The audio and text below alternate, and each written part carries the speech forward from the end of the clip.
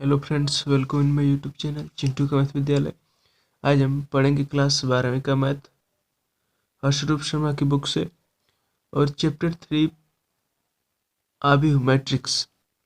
तो इस चैप्टर का हमने पहले लेक्चर में इंट्रोडक्शन दिया है और हम आव्यूह के प्रकार पढ़ रहे थे। तो हमने पहले वीडियो लेक्चर में आव्यूह के 6 प्रकारों को बता दिया था और आज हम उसके आगे के सभी प्रकारों को देखते हैं। तो ये वीडियो शुरू करते हैं।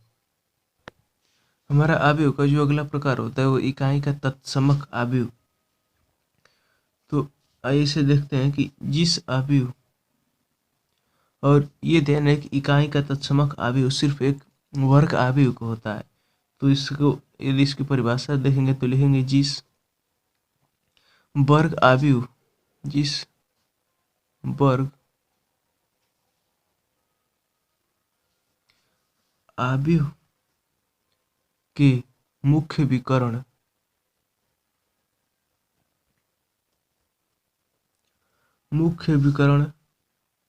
के सभी तत्व बराबर होते हैं। सभी मुख्य विकर्ण के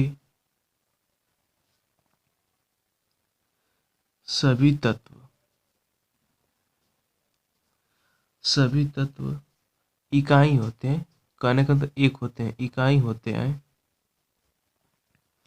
होते हैं और तथा शेष सभी तत्व शून्य होते हैं। शेष सभी तत्व शून्य होते हैं।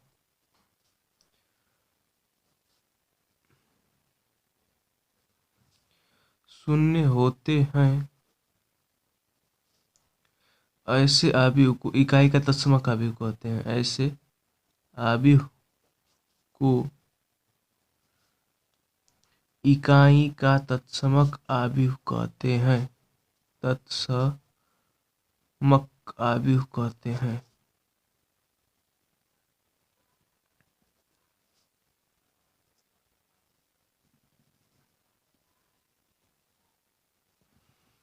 ये कुछ इस प्रकार का होता है, जैसे ये आव्यूह जब बनेगा तब 2/2 का बनेगा, या 3/3 का, या 4/4 का। तत्समक आव्यूह एक वर्ग आव्यूह होता है। जैसे इसको हम 3/3 का बनाते हैं तो इसका पहला पद 1, शेष 2 0 हो जाएगा। फिर ये 0, फिर 1, फिर 0, फिर 0, फिर 0, 1। तो अब कहने का मतलब कि इसमें मुख्य विकर्ण शब्द आया है। तो मुख्य विकर्ण क्या होता है? तो आइए हम उसको पहले देख लेते हैं कि मुख्य विकर्ण क्या होता है।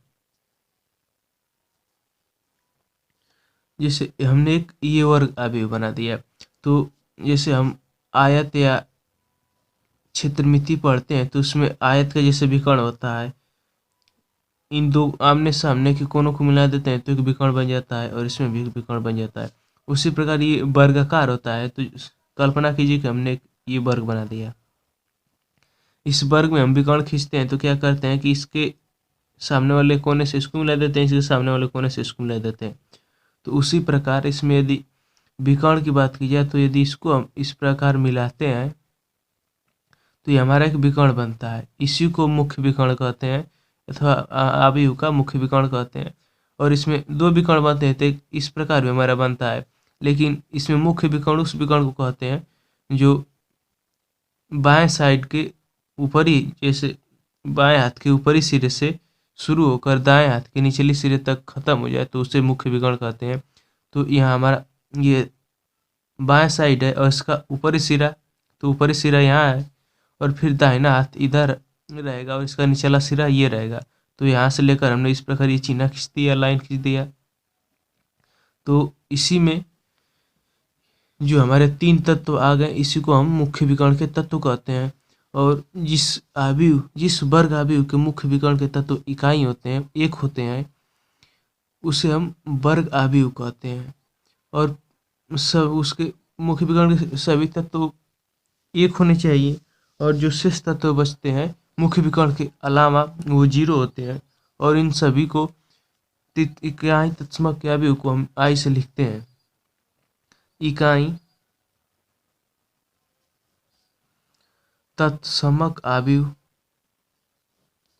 को कैपिटल आई से प्रदर्शित करते हैं।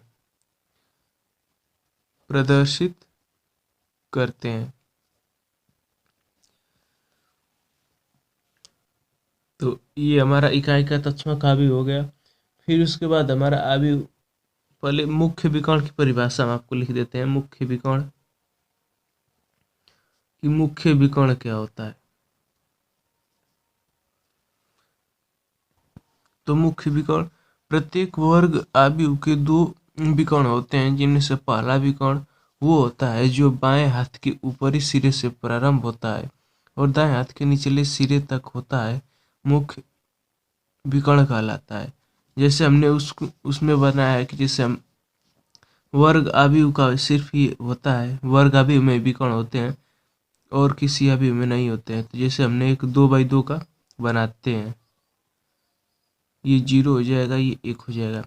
तो इसमें मुख्य विकर्ण कौन सा हो जाएगा, बाएं हाथ के ऊपरी सिरे मतलब इससे, और दाएं हाथ के निचले सिरे मतलब यहाँ तक। तो इस यदि हम एक लाइन इस प्रकार इसको खींचते हैं तो इसमें कितने कितने तत्व आ गए, एक तत्व, दो तत्व, और ये सिर्फ 2x2 का हमारा आव्यूह है, एक इकाई का तत्समक आव्यूह है। तो इसमें जो ये विकर्ण में तत्व आ जाते हैं उन्हें विकर्ण तत्व कहते हैं, विकर्ण तत्व कहते हैं। तो यदि हम पूछें कि इस आव्यूह में कितने विकर्ण तत्व कितने हैं, तो इसमें भी 2 विकर्ण तत्व हैं, और कौन कौन से हैं, एक है। तो इस प्रकार ये हमारा मुख्य विकर्ण कहलाता है कि बाएं हाथ के ऊपरी सिरे से दाएं हाथ के निचले सिरे तक के विकर्ण को आव्यूह का मुख्य विकर्ण कहते हैं। और ये ध्यान रहे कि ये वर्ग आव्यूह है तो इसमें विकर्ण होते हैं, आयत आव्यूह में विकर्ण नहीं होते हैं। जैसे यदि कोई आव्यूह 2x3 का हो तो इसमें विकर्ण नहीं होते हैं। सिर्फ आव्यूह 2x2 का हो, 3x3 का हो, 4x4 का हो, करने का मतलब वर्ग आव्यूह होगा तभी उसके विकर्ण खींचे जाते हैं, अन्यथा आयताकार आव्यूह में विकर्ण नहीं खींचे जाते हैं। तो ये हमारा आव्यूह का 7वां प्रकार था। तो आइए हम इसका अगला प्रकार देखते हैं। अगला जो हमारा प्रकार होता है वो विकर्ण आव्यूह होता है। तो आइए देखते हैं विकर्ण आव्यूह कौन सा होता है। यदि किसी वर्ग आव्यूह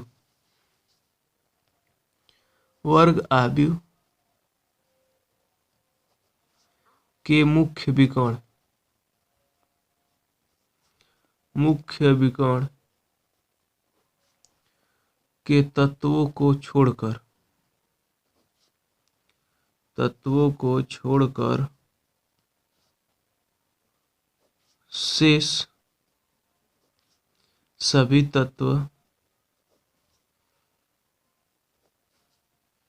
शून्य होते हैं,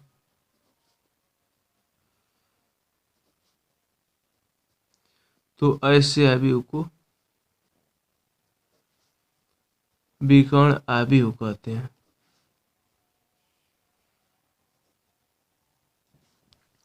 तो यदि किसी वर्ग आव्यूह के मुख्य विकर्ण को छोड़कर से सभी तत्व शून्य होते हैं तो वे विकर्ण आव्यूह कहलाते हैं। तो आप कहेंगे कि ये विकर्ण आव्यूह तो इकाई का तत्समक आव्यूह हो गया, तो ये भी एक वर्ग आव्यूह होता है और इसमें विकर्ण ही देखा जाता है। जैसे ये 1 0 0 0 1 0 0 0 1, तो यदि हमने इस प्रकार का लिख दिया तो ये कौन सा होगा, ये इकाई का तत्समक आव्यूह हो गया, इकाई का तत्समक आव्यूह। तो और ये हमने लिख दिया कि 3 0 0 फिर 0 4 0 0 0 6 लिख दिया। तो इसमें और इसमें अंतर क्या है, ये भी एक वर्ग आव्यूह है, ये भी एक वर्ग आव्यूह है, और इसमें सिर्फ अंतर ये है कि इसके मुख्य विकर्ण के सभी तत्व एक होते हैं, उन्हें इकाई का तत्समक आव्यूह कहते हैं। यदि मुख्य विकर्ण के तत्व अलग अलग होते हैं तो उन्हें विकर्ण आव्यूह कहते हैं। तो इन दोनों में सिर्फ यही अंतर होता है, नहीं तो यदि ये 3 5 6 यदि यहाँ पे 1 हो जाते हैं तो ये भी इकाई का तत्समक आव्यूह बन जाता है, और यहीं यदि इकाई के तत्समक आव्यूह में ये सभी तत्व एक हैं और ये अलग अलग होते हैं तो उसे हम विकर्ण आव्यूह कहते हैं। तो सिर्फ दोनों में अंतर यही होता है कि इकाई के तत्समक आव्यूह में विकर्ण आव्यूह के तत्व एक होते हैं और विकर्ण आव्यूह में मुख्य विकर्ण के तत्व अलग अलग होते हैं।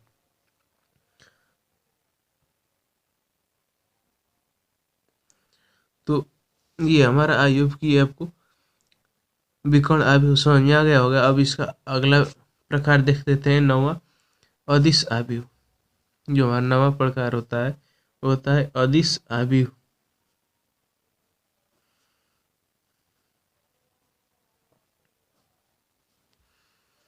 अदिश आव्यूह किसे कहते हैं? तो जिस वर्ग आव्यूह के मुख्य विकर्ण के सभी तत्व बराबर होते हैं उसे अदिश आव्यूह कहते हैं। तो जिस वर्ग आव्यूह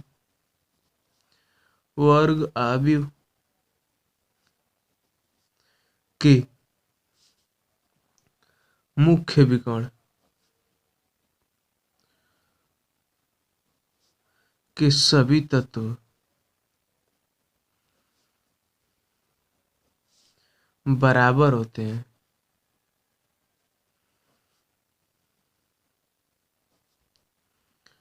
तो उन्हें अदिश आव्यूह कहते हैं।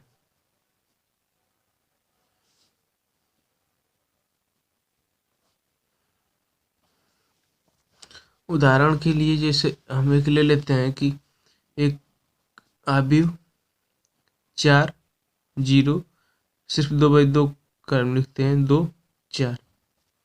तो इसमें ये मुख्य विकर्ण इसमें कौन सा हो गया? यहाँ से लेकर यहाँ तक। इस प्रकार इसका मुख्य विकर्ण ये हो गया। इस मुख्य विकर्ण में दो तत्व आ रहे हैं, ये एक ऊपर का 4 एक नीचे का 4 और ये दोनों बराबर है, तो ऐसे आव्यूह को हम अदिश आव्यूह कहते हैं। तो फिर ये बात हुई कि तब ये विकर्ण आव्यूह क्या होता है? तो विकर्ण आव्यूह भी एक प्रकार का अदिश आव्यूह भी होता है। सिर्फ अंतर यही होता है कि यदि इसके सभी तत्व बराबर हो जाते हैं तो उसे अदिश आव्यूह भी कहते हैं। यही यदि यह 4 के स्थान पे 5 होता तो ये हमारा वर्ग विकर्ण आव्यूह बन जाता। और यही हमारा इकाई का तस्मक आव्यूह में ये कंडीशन रहता है कि ये इसके विकर्ण आव्यूह के तत्व सिर्फ एक ही रहेगा। इसमें एक है, यहाँ एक है, चाहे वो 2/2 कोटि का हो या 3/3 कोटि का ही वो 4/4 कोटि का होता है। इकाई का तस्मक आव्यूह में सिर्फ ये रहेगा कि उसके विकर्ण आव्यूह के तत्व एक रहते हैं। और विकर्ण आव्यूह का जो होता है और विकर्ण आव्यूह में जो रहता है कि उसके मुख्य विकर्ण के तत्व अलग अलग रहते हैं। और इस अदिश आव्यूह में ये रहता है कि उसके मुख्य विकर्ण के तत्व एक बराबर हो सकते हैं। जैसे ये 4, ये भी 4 है, उसी प्रकार एक हम 3/3 का बनाते हैं, 7 0 0 0 7 0 0 0 7। तो ये हमारा किस प्रकार का हो गया? ये हमारा अदिश आव्यूह हो गया। क्यों? क्योंकि इसके मुख्य विकर्ण के तत्व बराबर है। और कौन सा तत्व है? 7 है। और यदि यहाँ सिर्फ एक एक रहता तो ये हमारा इकाई का तस्मक आव्यूह कहलाता। और यदि यहीं पे ये 7 है, ये 8 है, ये 9 हो जाता तो ये हमारा मुख्य और विकर्ण आव्यूह कहलाता। ठीक है, तो इन दोनों में क्या अंतर है? सिर्फ ये अंतर है कि इकाई के तत्समक आव्यूह में मुख्य विकर्ण का तत्व एक होता है और विकर्ण विकर्ण आव्यूह में क्या होता है कि उसके मुख्य विकर्ण के तत्व अलग अलग होते हैं। और अदिश आव्यूह में क्या होता है कि मुख्य विकर्ण के तत्व बराबर होते हैं या एक ही तत्व होते हैं। जैसे ये 7 है, ये भी 7 है, ये भी 7 है, तो सिर्फ 7 है। उसके बाद हमारा आता है उप आव्यूह। इसके बाद जो हमारा 10वां होता है और लास्ट आव्यूह का जो प्रकारों में होता है, तो उप आव्यूह ये बड़ा ही उपयोगी, मतलब ये प्रकार बहुत ही यूज किया जाता है और इम्पोर्टेंट भी है। अब उप आव्यूह क्या होता है? तो उसको लिखते हैं कि किसी दिए गए आव्यूह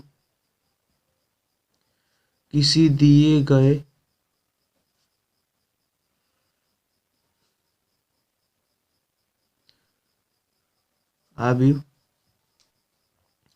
की कुछ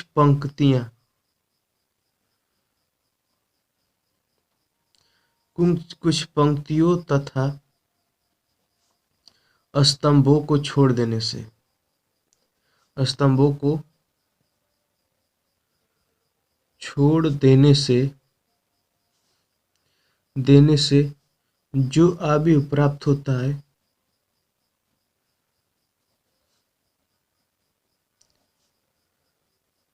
है वह उप आयु कहलाता है।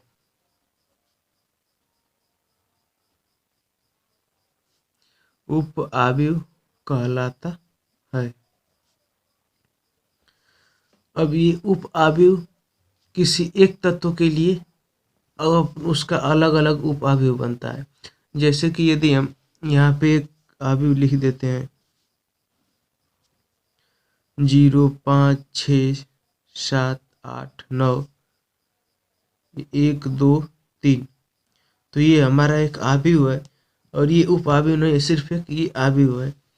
तो यदि हम बात करें कि इसका उप आयु क्या होगा, तो यदि हम इस 0 के लिए एक उप आयु, ये इस आयु का एक तत्व है 0, और इस 0 के लिए यदि हम उप आयु निकालते हैं तो क्या करेंगे कि इस पंक्ति को हम निकाल देंगे और इस स्तंभ को निकाल देंगे, तो हमारा बचा का ये 4 तत्व बन गए। तो ये हमारा उप आयु कहलाएगा 7, 8, 2 और 3।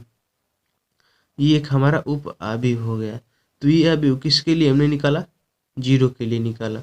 फिर यदि यहीं पे हम एक और निकालते हैं 5, 6, 0, 7, 8, 1, 2, 3, इसको भी हम 8 कर लेते हैं। एक ये हमारा भी होता है। तो यहाँ हमने इस 0 के लिए निकाला, यदि हमें यहाँ इस 5 के लिए निकालना होता है तो क्या करेंगे कि इस पंक्ति को काट देंगे और इस स्तंभ को काट देंगे। तो हमारा बचा क्या? यहाँ से 8, यहाँ से 8, यहाँ से 1 और 1। तो इसका उप आयु क्या बनेगा? 8, 8, 1, 3। तो ये हमारा उप आयु कहलाता है, ये उप आयु कहलाता है। उसी प्रकार एक और हम देखते हैं 1, 2, 3, 4, 5, ये 4, इसको यहाँ कर लेते हैं।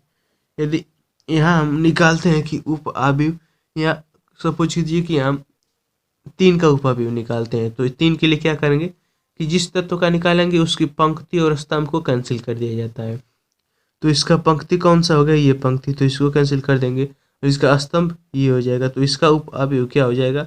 5, 6, ये उप आयु हो गया। इसी प्रकार यदि यहाँ से हम 4 का निकालेंगे, 4 का, तो क्या करेंगे कि इस पंक्ति और स्तंभ, इस स्तंभ को तो कैंसिल कर देंगे, इस पंक्ति को स्तंभ कर देंगे, तो ये हमारा बच जाएगा। तो इसका हमारा उप आयु हो जाएगा 1 और 2। आई होप कि ये आपको बहुत अच्छे से समझ में आया होगा। ये हमारे कुल आयु के प्रकार हो गए। तो मुख्य रूप से आयु 10 प्रकार के होते हैं, लेकिन इसके अलावा भी 2 और प्रकार के आयु बनते हैं। तो आइए हम उनको भी देख लेते हैं कि वे कौन से होते हैं। तो ये हमारा 11वां नंबर होता है ऊपरी त्रिभुज आयु। तो इसको हम परिभाषित करते हैं कि वह वर्ग आयु जिसमें उसके मुख्य विकर्ण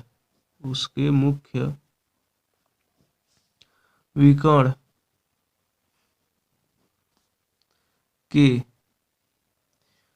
ऊपर के सभी तत्व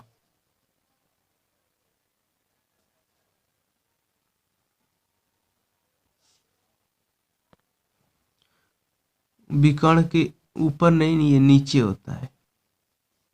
मुख्य विकर्ण के नीचे के सभी तत्व शून्य होते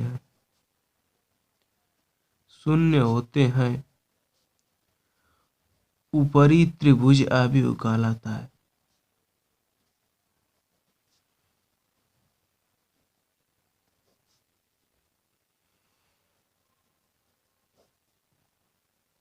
जैसे हमने एक यहाँ आयु बना देते हैं 2, -9, ये 0, फिर उसके बाद 0, 1, 2, 0, 0, 1। तो यदि यहाँ से हम एक मुख्य विकर्ण से खींचते हैं तो ये हमारा इस प्रकार इसका मुख्य विकर्ण यही होगा।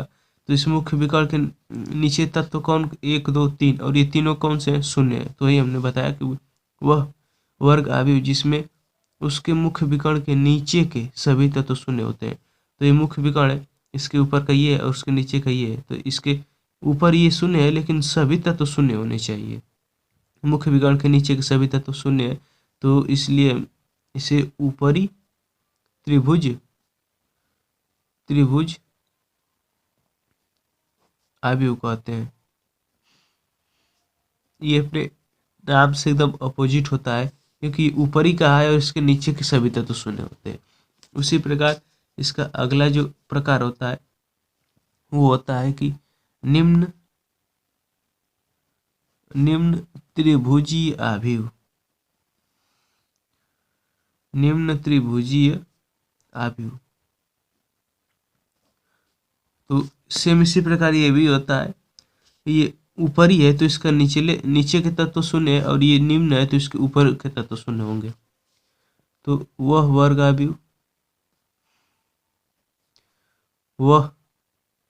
वर्ग अवयव जिसके मुख्य विकर्ण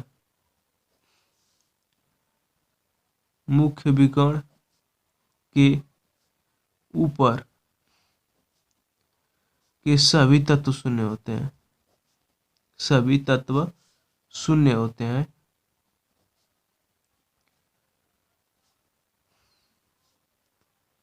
निम्न त्रिभुजीय अवयव कहलाता है। निम्न त्रिभुजीय अवयव कहलाता है। जैसे हमने इसमें बनाया कि मुख्य विकर्ण के नीचे के सभी तत्व 0 हैं, उसी प्रकार इसमें हम एक विकर्ण अवयव बनाते हैं। इसमें हम 4 0 0 0 4 -1 0 0, फिर उसके बाद लिखते हैं 0 2 9 0। तो यहाँ हम देखते हैं कि इसका मुख्य विकर्ण क्या हो जाएगा कि ये यहाँ से शुरू होगा और इस प्रकार ये हमारा ये 4/4 का, तो इसमें एक और बढ़ाना पड़ेगा, तो हम इसको 5 लिख देते हैं। 7 1 और 2, तो हमारा मुख्य विकर्ण इस प्रकार बनेगा। ये अभी यहाँ तक रहेगा क्योंकि ये सिर्फ एक वर्ग अवयव होता है। तो 1 2 3 4 पंक्ति हो गई और स्तंभ 1 2 3 4, तो 4 पंक्ति और 4 स्तंभ होने चाहिए। तो 4/4 का हो गया और इसका मुख्य विकर्ण खींचते हैं तो यहाँ से लेकर हमारा इस प्रकार इस कोने में आ गया। तो इस मुख्य विकर्ण के ऊपर के तत्व कौन कौन से हैं, सभी 0 हैं, और इस नीचे के तत्व कुछ न कुछ है लेकिन ऊपर के सभी तत्व 0 हैं। तो निम्न त्रिभुजीय अवयव में होता है कि वह वर्ग अवयव जिसके मुख्य विकर्ण के सभी ऊपर के सभी तत्व शून्य हो, और ऊपरी त्रिभुजीय अवयव में क्या होता है कि मुख्य विकर्ण के नीचे के सभी तत्व शून्य हो। तो इस प्रकार ये सभी अवयव के प्रकार खत्म हो जाते हैं। अब देख लेते हैं कि दो अवयवों की तुलना या समानता कैसे करते हैं। तो अब हमें पढ़ना कि दो अवयवों की समानता, जैसे यदि हमें दो अवयव दे दिए जाते हैं तो हम कैसे उनमें देखेंगे कि ये दोनों अवयव बराबर है। तो उसके लिए दो हमारी शर्तें होती हैं। पहली शर्त ये होती है कि दोनों अवयव एक ही क्रम या कोटि के होने चाहिए। एक ही क्रम या कोटि के होने चाहिए। कोटि के होने चाहिए। और दूसरी शर्त ये है कि प्रत्येक स्तंभ तथा पंक्ति के तत्व दूसरे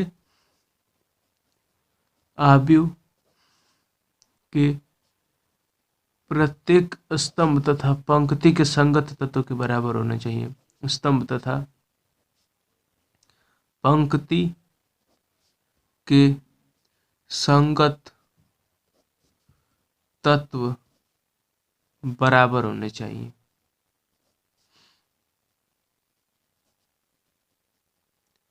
सिर्फ यही दो कंडीशन होती है, तो इसमें हम इसको समझ लेते हैं। पहला है कि दोनों अवयव एक ही क्रम अथवा कोटि के होने चाहिए। जैसे कि हम एक अवयव लिख देते हैं 2 3 4 5 और एक दूसरा अवयव लिख देते हैं 1 2 3 4 5 6। तो ये किस क्रम कोटि का हो गया? इसमें एक पंक्ति दो पंक्ति, एक स्तंभ दो स्तंभ, तो ये 2 गुणे 2 का हो गया। यदि उसका बात करते हैं तो एक पंक्ति दो पंक्ति तीन पंक्ति, ये एक स्तंभ दो स्तंभ, तो ये 3/2 का हो गया। तो इसका क्रम कोटि 3/2 है, इसका क्रम कोटि 2/2 है। तो ये पहले ही दोनों कैंसिल हो गया, ये दोनों बराबर नहीं है। यदि यही अभी 2/2 का होता तो दोनों की क्रम और कोटि बराबर होती। तो आइए उसको अच्छे से एक्सप्लेन करते हैं।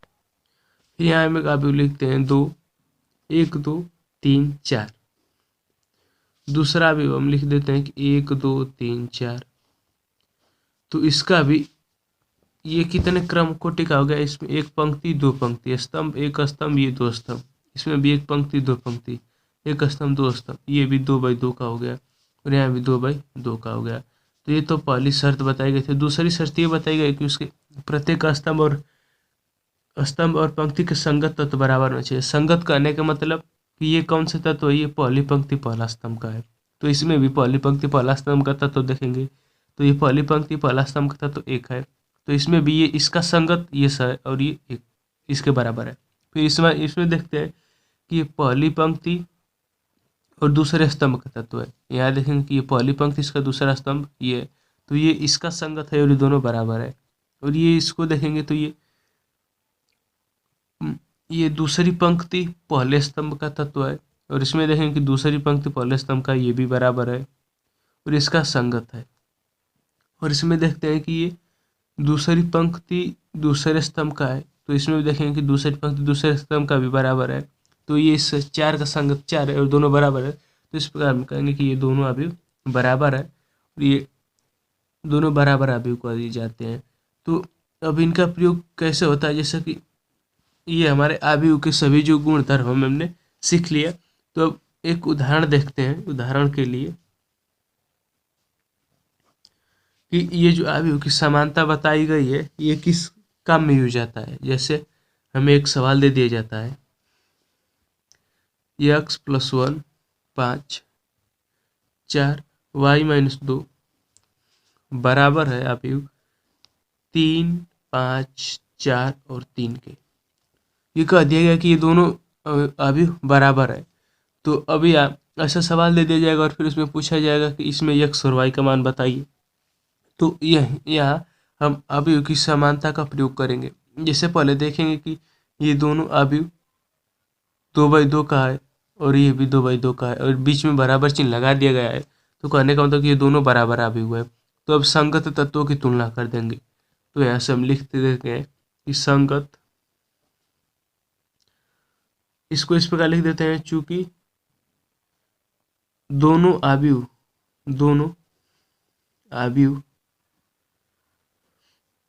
समान है इसलिए संगत तत्व भी समान होंगे या बराबर होंगे, समान होंगे। इसलिए x + 1, ये x + 1 का स्थान क्या है? ये पहली पंक्ति का है, पहले स्तंभ का है, और तो x + 1 बराबर, इसमें पहली पंक्ति और पहले स्तंभ का तो देखेंगे तो ये 3 है, बराबर 3 कर देंगे। और उसी प्रकार ये 4 है, ये 5 है, तो इसको कुछ नहीं करेंगे। यहाँ से हम x - 2 देखेंगे, इसका हमें मान निकालना है। तो ये कहाँ है? ये दूसरे पंक्ति दूसरे स्तंभ का है, तो इसके इस अवयव में भी दूसरे पंक्ति दूसरे स्तंभ का तत्व देखेंगे तो उसको लिख लेंगे। यहाँ y - 2 बराबर भी ये भी 3 है, तो ये हमारा समीकरण 1 मिल गया, ये समीकरण 2 मिल गया। अब दो समीकरण को हम क्लास 9वीं 8वीं से ही हल करते आ रहे हैं, तो इसको सिर्फ सॉल्व कर देंगे। तो x + 1 बराबर 3 और y - 2 बराबर 3 हो गया। तो यहाँ से x का मान हमें क्या मिल गया, यह x बराबर 3 माइनस 1 बराबर 2। यहाँ से हमें x का मान 2 आ गया और यहाँ से हम y का मान निकाल सकते हैं। y बराबर 3 और ये 2 इधर आ गया तो प्लस का 2, y बराबर 5 आ गया। तो यहाँ से हम x का मान x बराबर 2 और y बराबर 5 निकल गया। तो यहाँ हमने क्या किया कि इन दोनों अवयवों की तुलना किया और इसको सॉल्व कर दिया। तो इस प्रकार ये हमारा अवयव के सभी गुण, धर्म और प्रकार हमने आज की इस वीडियो में कंप्लीट कर लिया और इसका एक हमने उदाहरण भी देख लिया। आज के वीडियो लेक्चर में सिर्फ इतना ही। कल से हम प्रश्नावली 3A के सभी प्रश्नों को सॉल्व करेंगे। तो आज के वीडियो लेक्चर में सिर्फ इतना ही। ये दोनों वीडियो लेक्चर देखने के बाद आप इस प्रश्नावली 2A के सभी उदाहरण आप लगा सकते हैं और कुछ क्वेश्चन भी सिर्फ इसी स्टेप पे सभी क्वेश्चन आ जाएंगे, इजी है। तो आज के वीडियो में सिर्फ इतना ही। वीडियो यदि पसंद आए तो वीडियो को लाइक करें, चैनल को सब्सक्राइब करें और अधिक से अधिक लोगों के पास शेयर करें। Thanks for watching.